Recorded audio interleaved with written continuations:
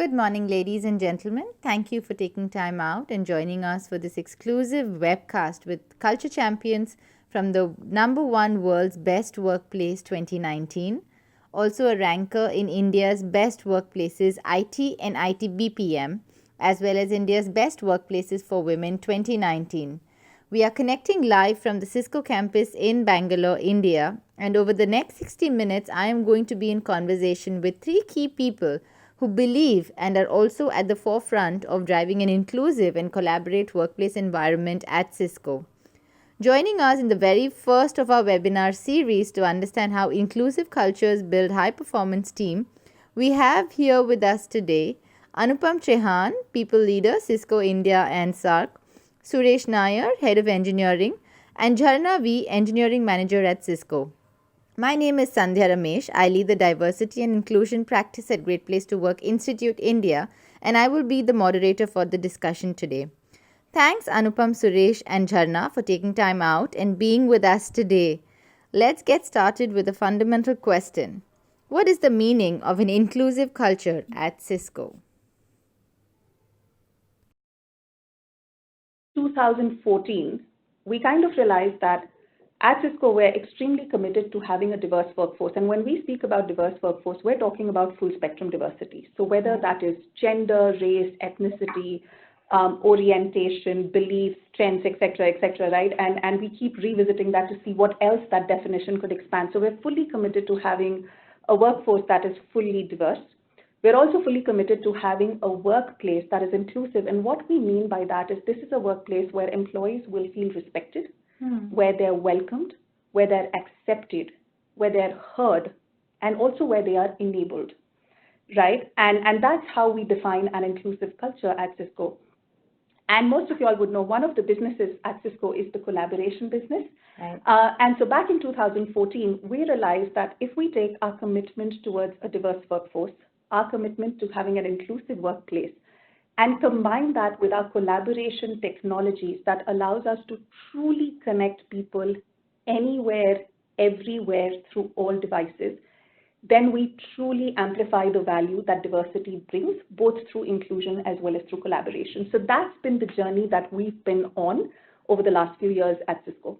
Thank you, Anupam. And I also remember our first meeting when we came and we started talking about diversity and inclusion, and you said, you know what it's called here? It's called inclusion and collaboration, right? Yes. So thank you for sharing, Anupam. It helps to understand what the wide spectrum of diversity and inclusion actually covers. Suresh, while many organizations have great people practices, right? It's extremely important for leaders in a business or who are heading the particular vertical to be able to role model, right, and lead by example in an inclusive culture. Can you share some experiences? I think one, why is it so important, in the IT context today, and also maybe the larger context? Two, can you share some from your own experience on, how this has been critical for your own business vertical? Okay, so that's a very pertinent question, Sandhya. I would start by saying that when it comes to an IT workforce of today, so the biggest thing that stands out is the kind of people that we have on the team, right? It's so varied. So, there's diversity already by the fact that we have an IT workforce, but really, right, we're talking also to the level we're talking about introverts, extroverts, millennials, all different kinds of people coming from different geographies. So, the challenge that really comes to the IT manager is how do you get the best out of all these people, right? And I think, Anupam kind of touched on this topic, but the core of the philosophy that we drive in my team is that everybody must feel empowered to put across their point of view. And I think that's where inclusion starts, right? And we have a lot of studies like Great Places to Work, where we have the strong correlation between work performance and inclusion, right? But what I want to share is three things in my team that I have seen really kind of shifting levers because of these new practices, right? So number one is employee engagement. Without doubt, the number of people that truly feel engaged and the number of people that want to work in the team from outside, these are two parameters for me which, we really tell that what we are doing is making an impact on the ground. Yeah. is changing, and I see it changing drastically. That's like for me the biggest lever. The second thing is the IT industry. I mean, if you've been following it for the last 5 or 10 years, the amount of disruption in tech that has happened, it's so fast and phenomenal that even before the first cycle of disruption is well understood, the next one is around the corner. Yeah. How do you lead this change, right? The only way to lead this change, according to me, is that you innovate at a faster speed than this. Yeah. And how do you innovate? For innovation, you need thought, and thought comes from very diverse perspectives being shared, and that's why I think innovation is let's say from my point of view, the number 2 facet that is important for IT.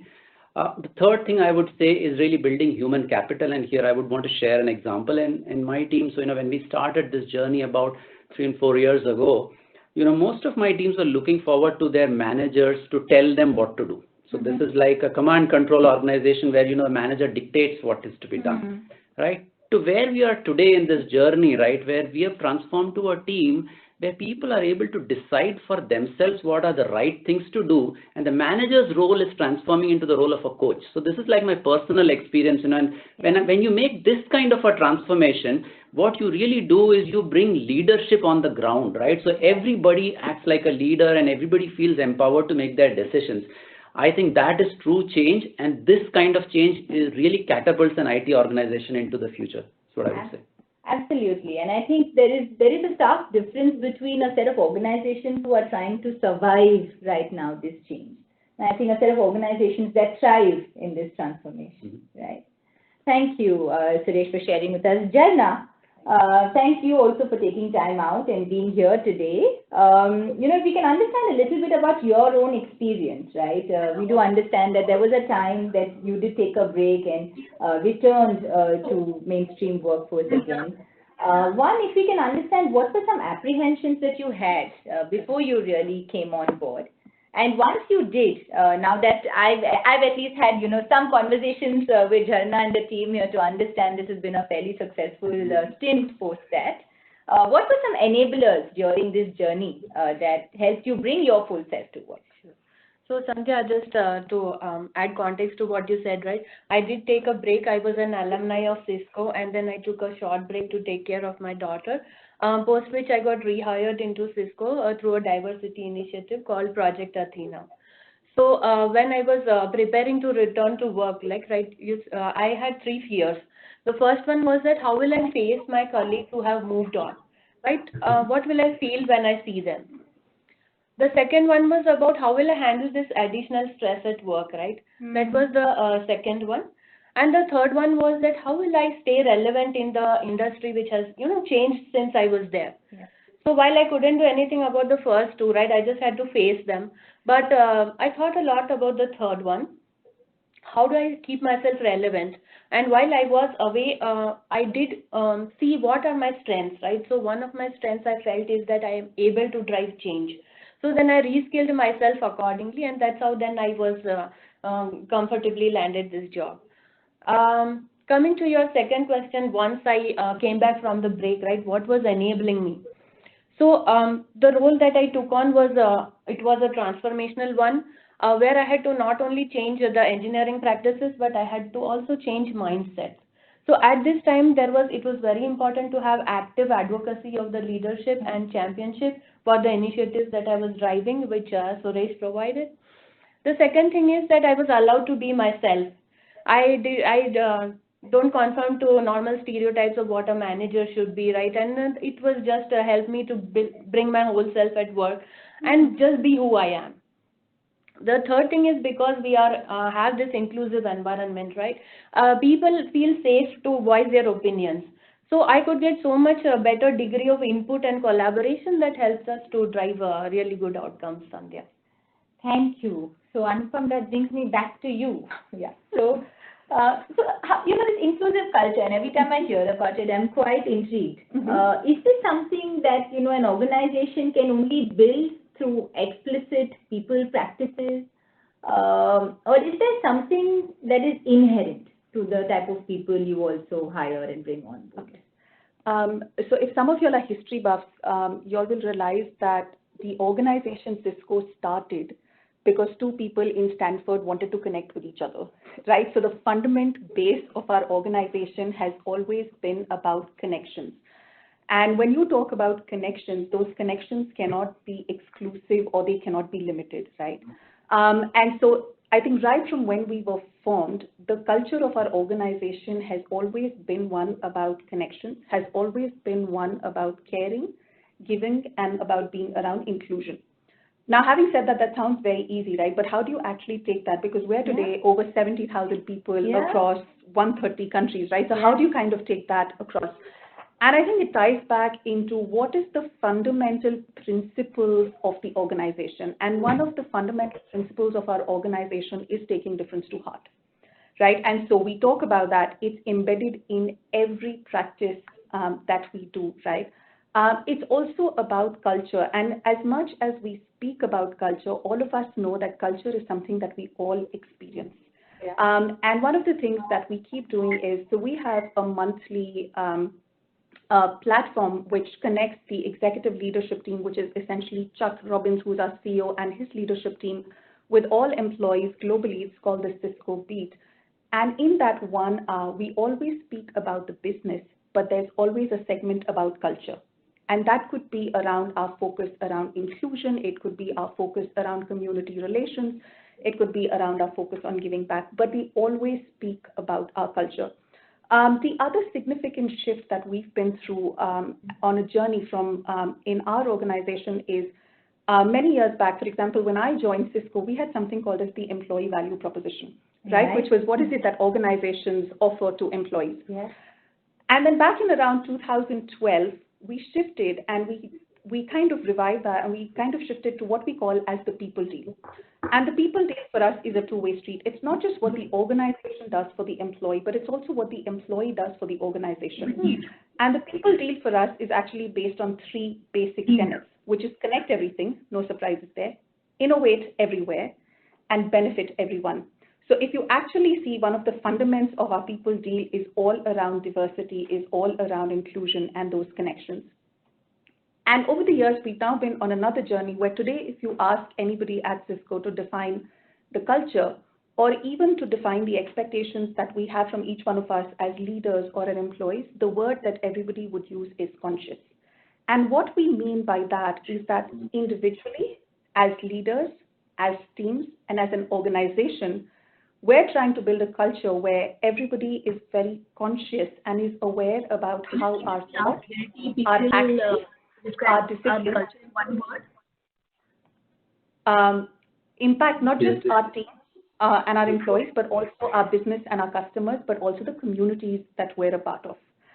So we've been on that absolute journey. And one of the things that we've also done is most organizations talk about employee lifecycle.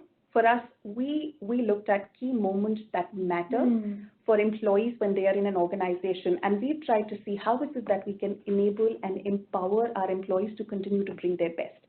And we have quite a few different practices, and I can speak about a few. I think most organizations talk about employee communities, resource organizations that we all have. Do we have Women of Cisco? Yes. Do we have Early Career Network? Yes. But what we've also been trying to do is trying to explore what would some of those communities for us look like. So last year, we launched a community called Back to Business, which is targeting at enabling and empowering people who are coming back to work after a break. And that could be after maternity, it could be after a personal leave of absence, whatever it is. How do we enable them to come back and get acclimatized into the work environment efficiently? We launched Men for Inclusion, which was all around creating allyship for creating an inclusive work culture. We have an employee community, which is around parents who have children with special needs. We keep relooking at our policies, our programs to see what is it that we could do different. We have a huge focus on health and wellness. And when I talk about health and wellness, it is physical, emotional, mental. Last year, we experimented with something called as blind hiring, which was the whole focus was how do we eliminate bias from the hiring process. So we are always on this journey of trying to see what else we could do in this attempt of creating an inclusive workplace and also attracting a hugely diverse workforce for us. Thank you, Anupam. And I'm just going to take that question a little further. Sure. And since you spoke about a few programs that were, that are specific to gender, what's been Cisco's approach to gender-specific people practices, right? I mean, you hear about a lot of organizations today talking about leadership programs for women, right? Employee resource groups, support circles. What's been Cisco's approach towards designing some of these gender-specific programs? So just a quick clarification. So all what I spoke about is not gender-specific. So that is available to all employees of Cisco. So it is not gender-specific for us at all. So even back to business is not just for women, it is for all employees. So उसके लिए let me finish up my calls with Shabri and Akshat. मेरी यही call आज भी schedule आज नहीं है. Hi, Kuti. I'm sorry. मेरी कल एक कॉल है. बोलिए.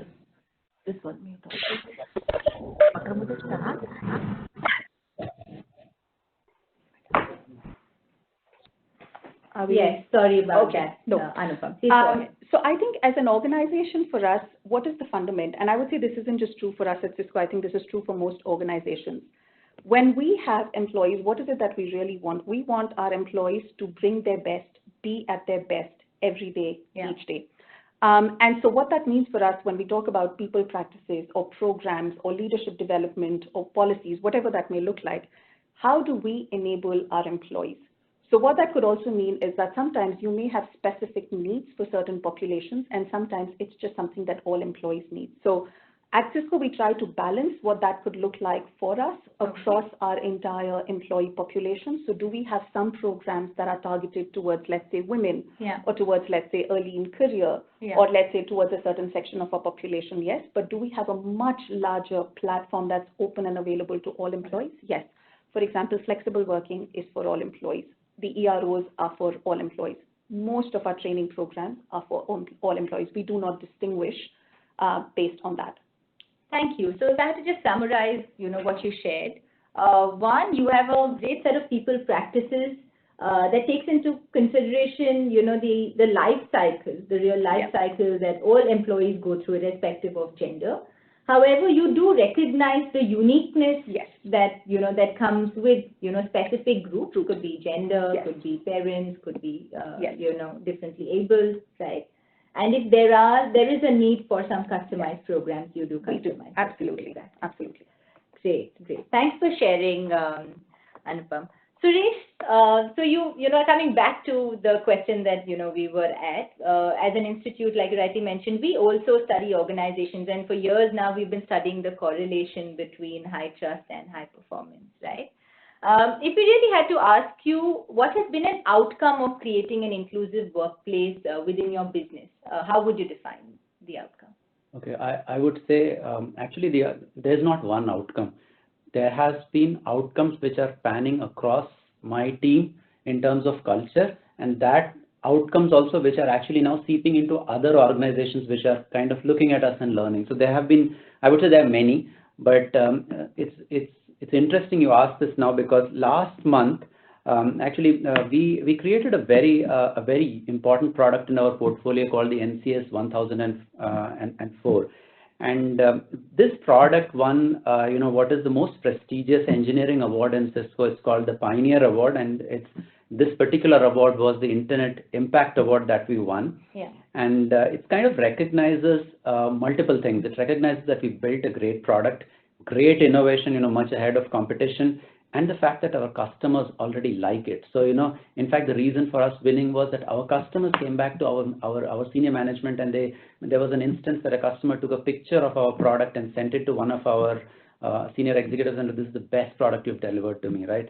And so when you do this kind of a product, and why I want to talk about this product is this was done in one of the teams where we are really driving the first transformation that we wanted, which is moving these teams to self-determined inclusive teams. Okay. So this is a direct correlation between a business outcome and what we want to drive in terms of inclusive work practices, right? But this is not alone, right? I mean, you have larger goals, and like I said earlier, building a team where everybody feels empowered and feels that he's a leader in his own context is the goal in the end, right? And if you have such teams, you can imagine the amount of multiplication of outcomes that you can build, right? And therefore, I think that's very important. The other thing is, I mean, everybody spends a lot of their time at work, and one of the key things I've always kind of, been curious about is how do we build a workplace where you walk in the morning and you feel this is where I want to be, these are the people that I want to be around, these are the things that I want to do, and these are the experiences I want to take back, and these are the outcomes I want to deliver to my customers, right? And I think this journey has enabled us in building that kind of an environment, and that's like, really very, very satisfying. Okay. And I would also say, Anupam kind of mentioned this about, giving back, right? Yeah. And giving back, is not just about contributing to causes. I think that's where we were some years ago. But I also see that when you bring in inclusivity, when you hear multiple voices, when you allow people to feel safe to express their opinions, I'm seeing a change there that, now there's a very deep connection between the people that we have and what they want to do for our communities, right? So they're going and getting involved and personally spending time in actually giving back and building our communities around us, I think is very, very important for someone like Cisco.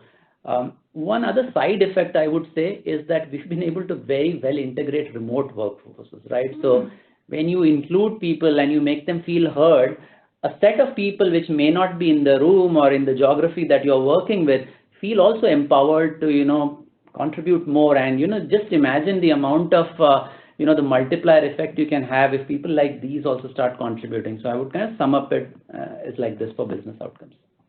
Thank you. Thanks for sharing, Suresh. And talking about success, Jana even had to come to the workplace.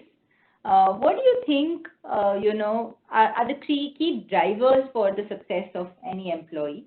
Do you think it's entirely dependent on the employee, or do you also feel that the line manager has a critical role to play? Okay.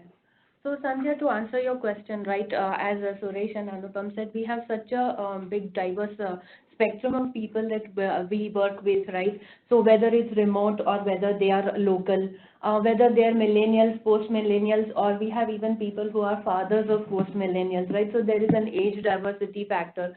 There are introverts and there are extroverts. But at the same time, there is one thing which is very common to all of us, which is we are all human. We have a need to be connected and we have a need to belong. Yeah. The second need we have is that we need that our work is valued and cherished by the team and by our leadership, right?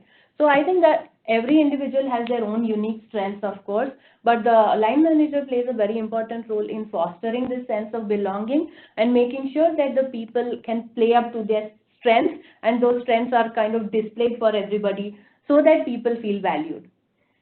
One of the things that I do in my team is that I send a check-in mail every week, making sure that people around the team, they know what each other are doing. Today, incidentally, I sent my last check-in mail of the year. So the other thing is making sure that people, when we talk about work assignments, right, it's purposeful and meaningful to them, right?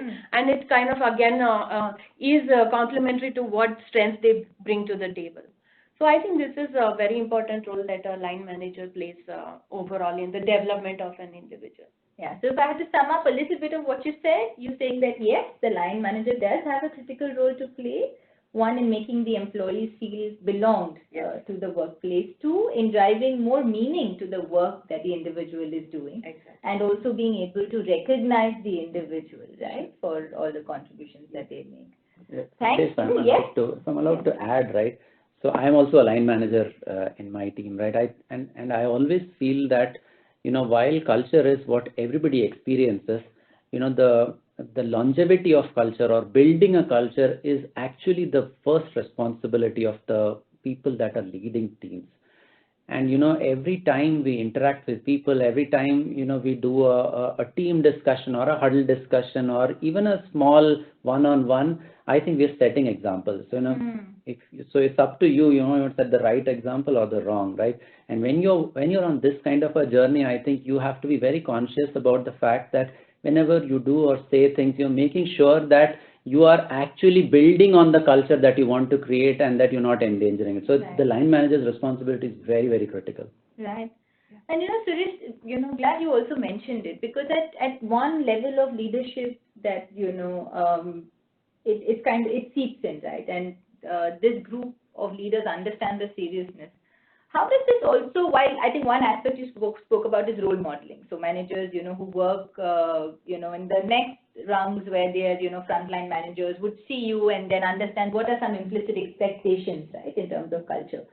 But how else does Cisco help, convey the message across to the rest of the organization, saying that this is a culture that we believe in and this is a culture that will be encouraged here? So I think one thing that we don't do is we don't say this is culture. I think we never make a definition or never make a prescription on culture, and that's something, at least, and I'm sure Anupam will have more to add here, but at least in the context that I work in, I think if you have to do that, then you've already lost the game before we even started, right? So I would always say that, this is not something you can do by saying. A transformation of this magnitude can only be achieved by doing. Yeah. And therefore, it always comes back to every little thing that every person does. And people, apart from the fact that we role model, people also see what we reward. Right? What is it that, is rewarded in this organization? Is it rewarded if I am macho and, I can come back and I don't care about people and I just deliver results? Is that what is valued? Is what is valued? Am I taking everyone together? Am I building something for which all of us have a stake? So there are many such facets, right? It's not just role modeling, right? So they look at what you're rewarding. They also look at what you're speaking. So even if you're not doing anything and you're just talking, right, you're actually passing messages. So I believe it's a whole gamut of things apart from prescribing. I really don't believe in making a prescription. Making it very. You want to add, Anupam? I'd probably add to that. So I think, both Charna and Suresh spoke about it, but as people leaders, one of the roles that we play is that we are curators of experiences for the teams that work with us, not just directly, but also teams that we work with and influence, right? And most studies will tell you that as an employee, your experience of the organization is through your people leaders. So people leaders play such a key role in most organizations, and it's not just about managing to the work or managing to the business, but it's also about the whole experience that an employee has, right? And Suresh spoke about all the things that we do. And what's very interesting about culture is you could have a presentation or a poster that talks or defines the culture of the organization, and then you have the culture that everybody experiences. And for us at Cisco, apart from what Suresh has mentioned, like one of the things that we have is we have communities. So we have communities of people leaders, we have communities of employees, we talk, we share stories. We share good stories, we also share bad stories. I'm not sure how many organizations do this, but a few months back in our Cisco Beat, which is the global platform, we actually had our CHRO going up on stage and actually sharing actual employee relation cases data with all employees globally. Now you tell me how many organizations would do that, and that's the whole intent around what do we do, what do we believe in, what do we stand for, right? And so you will see it reinforced, I would say, both explicitly through storytelling, through articles, through our Cisco Beat, but it's also implicitly because that's how we experience Cisco, and it's not something that is artificial. And the one thing about Cisco that you will find, whether it's employees that are currently working in Cisco or people who have worked with Cisco or have experienced Cisco, if there's one thing that everybody would be saying, what is the thing that you like the best about Cisco? Culture is number one. They will all say culture. And if you ask them to do a double click, the way that they will all describe it will be different. And that's the beauty of it, right? Yeah. But it's still the number one thing that everybody likes about us. Absolutely, absolutely. And I think that's why, if you go back to the Great Place to Work study and our model and our framework, right, the reason why 2/3 weightage is given to the experience and maybe about 1/3 weightage, right, on the people practices is largely about how that's delivered as an experience, right, to the end employee. I think we're doing good on time, and before we really close, I thought we'll do a quick rapid fire round with all three of you. So Anupam, quickly, top of mind, what are the 3 things that people leaders should not do while trying to create an inclusive and collaborative culture? 3 things that people leaders should not do, okay? So I would say number 1 is do not underestimate the impact you have, your thoughts, your actions, your decisions, your biases, both conscious and unconscious, have on everything that you do. I would say that's number 1. The other one I would say is do not believe the fallacy that having diverse representation in your team means that you have a diverse team and thereby by turn you are inclusive. That's the second one. And I would say probably the third one is when you are thinking about diversity, there's more to that term than just hiring diverse talent.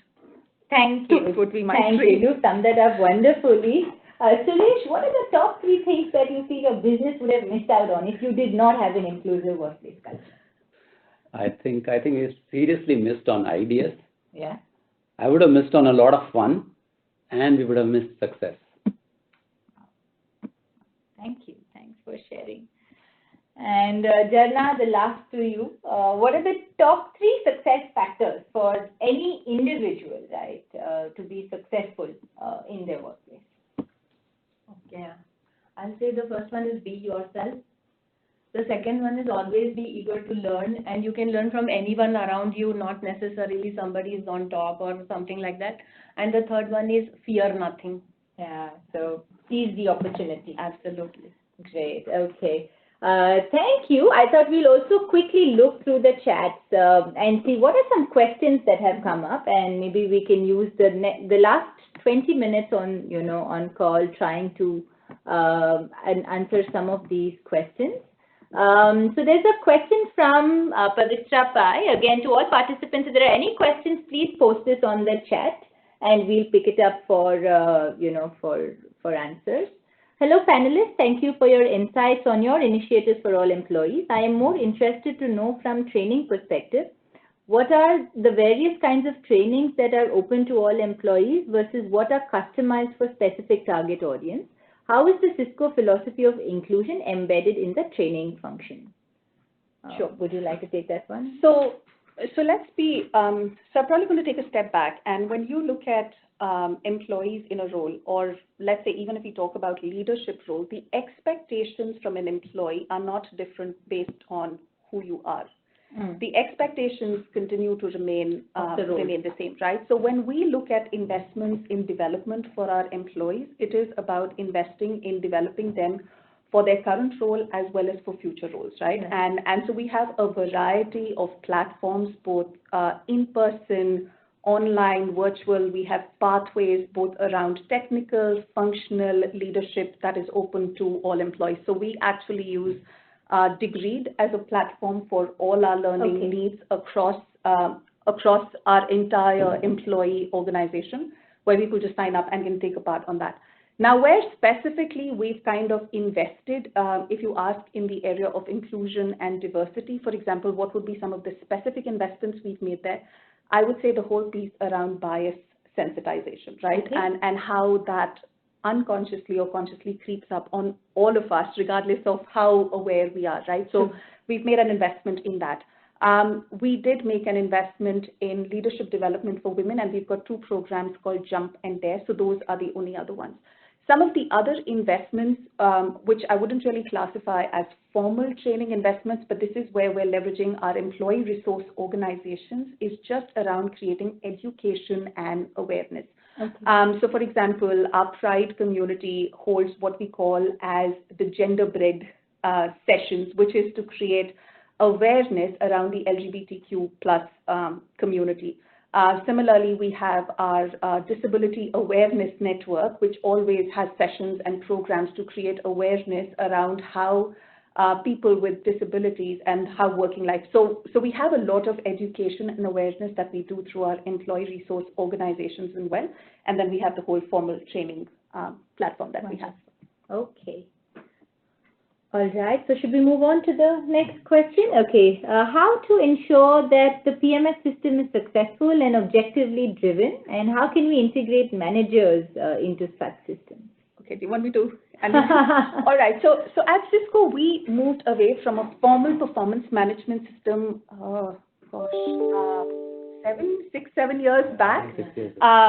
We moved away from having so if you look at how performance management works in most organizations, you will have goal setting, you will have, let's say, a half-yearly or a quarterly check-in, and then you have the final review. And we've moved away from that almost 6-7 years back. For us, it's what we call as 52 check-in. So every week, employees check in, and what it is, it's not just about checking on work. what we focus on that is, what did you love, which is what energizes you? Was there anything that happened last week which you loathed, which for us tells us what takes your energy away, and what do you need? So it's not just saying, okay, I'm doing this, but we also capture all of that, which gives us, and I can speak as a people leader, like it gives you such insights into people and what's happening. Now, one could argue saying, but they should tell you, but what people end up telling you is what they like. Very rarely do people tell you what they don't like. And so through this platform, we actually get a sense of what's really top of mind for employees. We use this platform called TeamSpace also to do an engagement pulse, and we do that every quarter to get a sense of what's really top of mind for our employees. So for us, when you talk about performance management, this is what we do. We do check-ins. And the way that we've structured is what tells us what's top of mind for people, and that then helps us in our roles as people leaders to just enable and empower our employees better. Yes. I also remember, I think, referring back to the practices about how regularly you do these pulses, right? I mean, surveys are mostly about understanding how employees are feeling from time to time and taking action quickly. It's not really an annual, survey and feedback mechanism. Okay. Anything that you'd like to add to that, Suresh? I also think that, since we moved away from this kind of formal assessment of performance, right? I think it's more about, the discussion is more about, how do I make your life easier so that you can be better at what you're doing? So we're focusing more on the positives, let's say, rather than trying to find out a negative to justify a stack ranking. I think that's where, people really feel that, this is a better discussion to have. Because the moment, you kind of stack rank people and are forced to put people into slots, then you have to justify that. And many times that justification will not tie up with what the person has really done. And I think this kind of a, let's say, a practice where, weekly you can talk about things that you like, things that you did not like, and the help that you need from the line manager, kind of, over a period of time, build culture and build that relationship that people have with their team. And I think that's what is really the big outcome of this. Absolutely. I mean, I think more than employees, we see managers who kind of dread that once a year discussion, because that's the only time in the year that you're actually going back and sharing feedback and having discussions around performance, right? So thank you for sharing that practice. Another question from Pavitra: what are the key steps you have taken as an organization to ensure that all members at leadership level, plus all line managers, understand the benefits of D&I with complete buy-in and take affirmative steps towards it?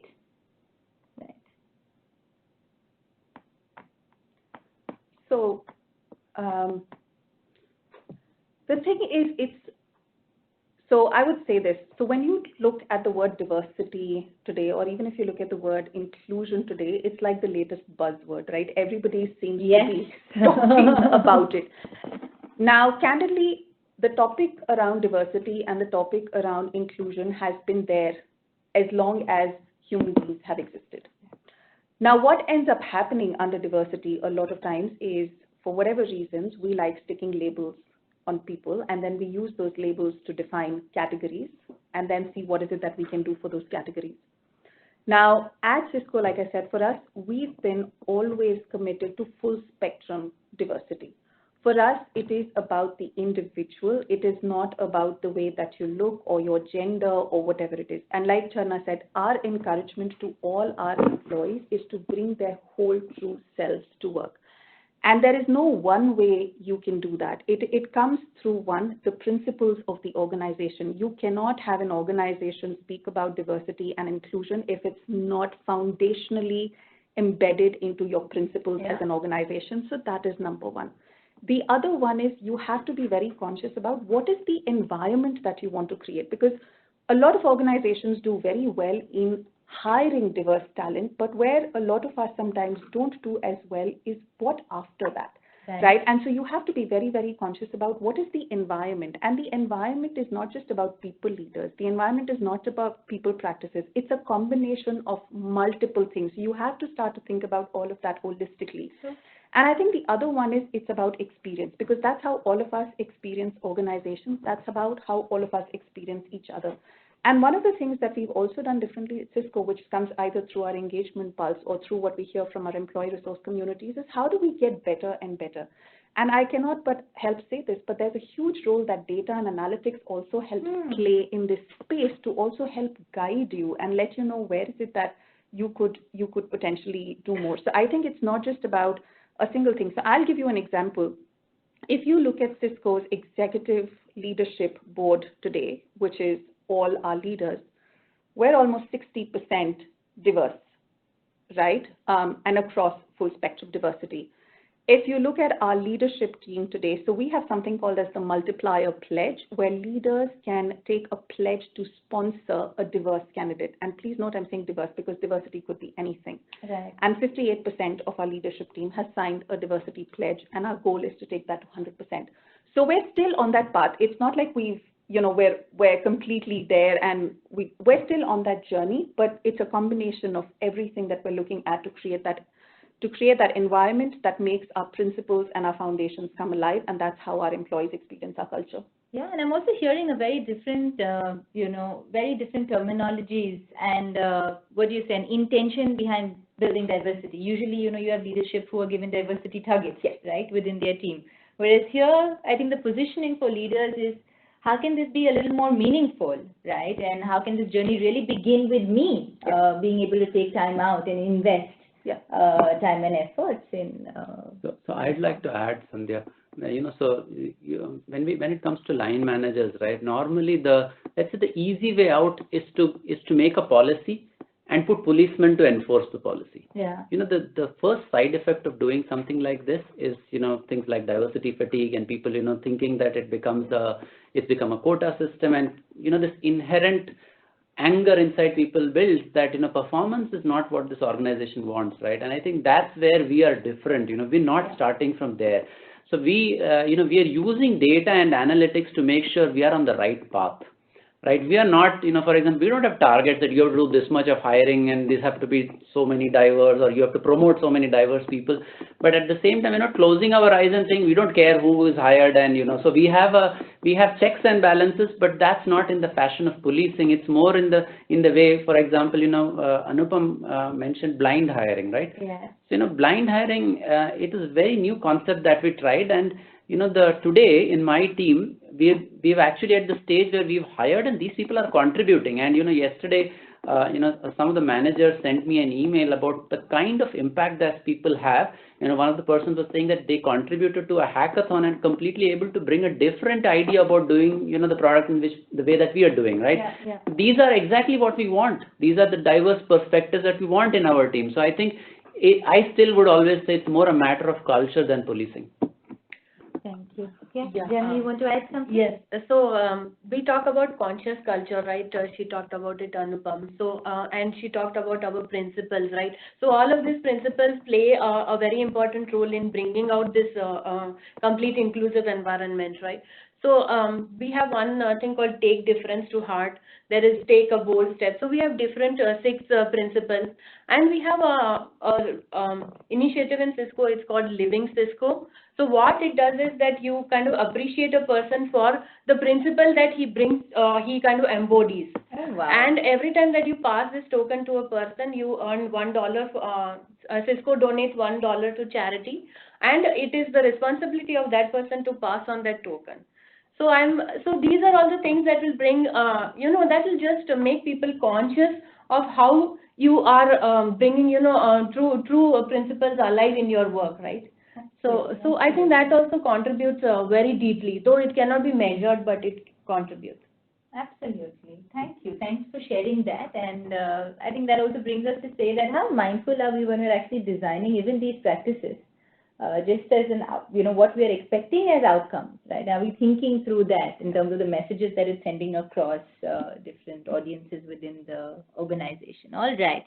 Okay, we have one from Sahil Gupta who says, with the increase in flexible working arrangements like work from home, remote working, etc., how do we ensure that employees are able to connect well and feel that they belong in the workplace? Suresh, do you want to take that? Do you have a team that's equally spread and remote? Yes. So I have teams in India and I have teams in Italy. And these are not only these are geographically separated, these are also very, very different cultures, very different ways of approaching problems, and also very different in the age mix that we have, right? So when you want to get the best, let's say, so we have a product that we are building where most of the team from Italy is working, and then there's a team from India that is contributing, right? The only way for us to be successful in this product development journey is to make sure that we get the best of each person on the team. There's no other way. So that is a given, right? So we did, of course, it's not easy, right? We can't just say that please work together and people start working together, right? True. I think the fundamental is building trust. And that's where, everybody wants to feel that their contribution is important, and we as Cisco leadership have their interest in mind, right? Yeah. So this is what every employee wants, right? I want to be cared for. I want to be told that I did a good job. I want to be recognized, and I want to be taken care of. I think every manager in the team that is driving this difficult product that we are building is actually starting from there. So we did multiple things. So Anupam mentioned we have collaboration tools, right?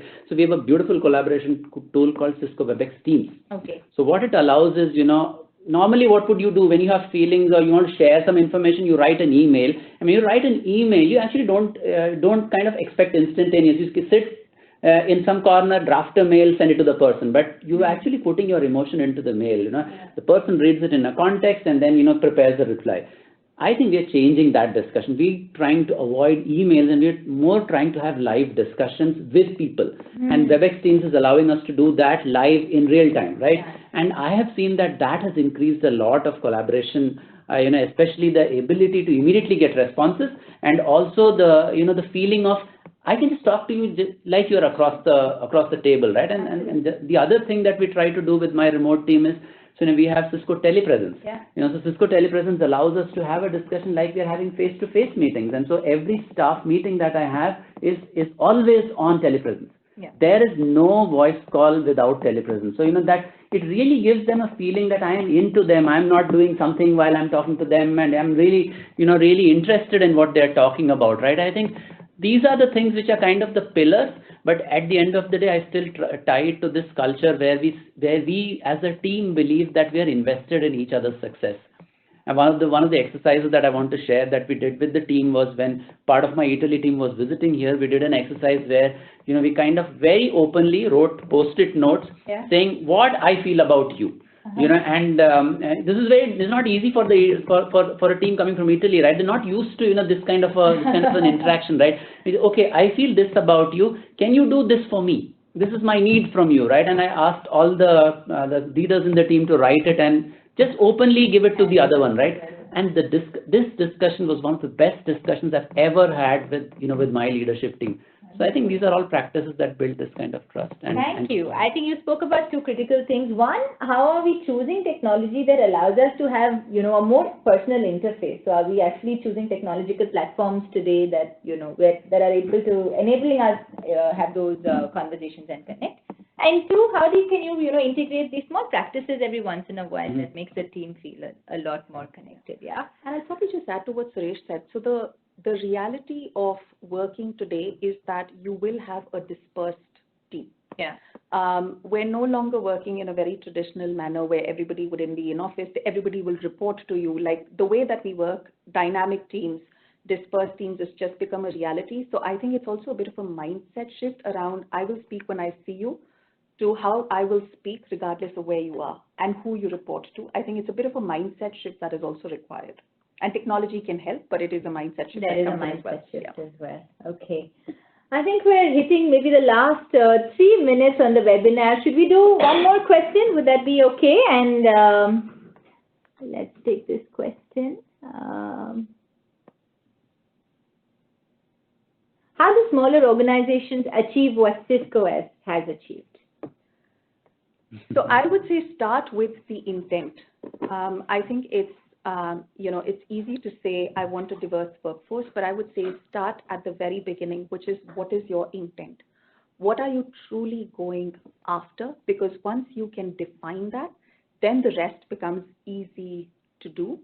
And a lot of times we start with the wrong definition and walk down a wrong path before we realize that we're in a wrong path. But my only advice would be start at the very beginning, which is by defining what is the intent, and then take it forward from there. It gets very easy after that. Thank you. I would also add that, there are two critical ingredients in whatever we want to do, right? The two critical ingredients are the employee and the business outcome. I think whatever you want to, the new things that you want to do, I would say even in a smaller organization, it might be easier to even do this, right? I would say is to tie these together when you create the goal for yourself, right? So if the employee is an integral part of the design, like our people deal, and the business is, able to show a direct connection between what we're doing and what the business is achieving, you will get support from everywhere. That's the reason why we get the Internet Impact Award, right? So. Absolutely. Okay, so I think that brings us to the end of this webcast. While I will continue to catch up with three of them and pick their thoughts for the next half hour or so. Thank you so much for joining us on this webcast. We will definitely share a recording of this as well once the webcast is over. For some questions which we could not take, we're going to see how we at Great Place to Work and make note of these questions and share responses back with the group from today. We also have our annual conference on 13th of February in Mumbai, and we have less than 300 seats left. So do come be part of it. There would be more conversations on going beyond the obvious in the space of diversity and inclusion. Thank you so much, Anupam. Thank you so much, Suresh. And thank you, Dharna, for taking time out and taking this message to the larger audience and the community in India on how they can create a great place to work for all. Thank you for having us. Thank you. Thank you, Sandhya, for asking all the good questions. Thank you. Thank you all. Thank you, everyone. Thank you, everyone.